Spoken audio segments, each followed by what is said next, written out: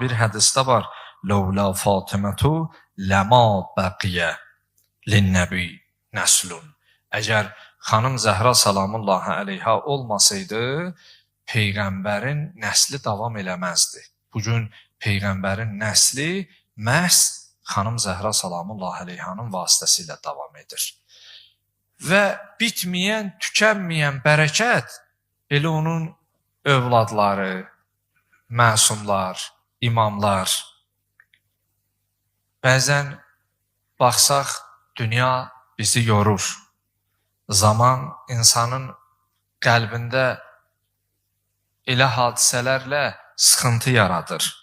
Amma elə bir ilahi nur var ki, həmin nur insanın ruhunu yenidən sanki dünyaya gəlmiş kimi, yenidən dirildmiş kimi edir. O iki ilahi nur məhz Quran nəfəsi və Əhl-i Beyt əleyhimussalamların da sevgisidir.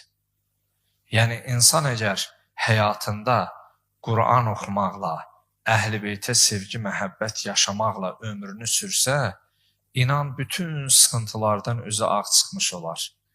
Bəzən bizim ən böyük problemimiz bilirsinizmi nədir? Sıxıntı anında biz Quran və Əhl-i Beytə üz tutmuruq, Quran oxumuruq və Əhl-i Beyt əleyhimussalamların sevgi, məhəbbətini öz ruhumuzda formalaşdırmırıq. Bu gecə möhtərəm əzizlərim, analarım, bacılarım, atalarım, qardaşlarım, bu gecə məhz həmin nurun açıldığı bir gecədir. Allah Teala Quran-ı Kərimdə buyurur: Allahu nuru samavati vel arz.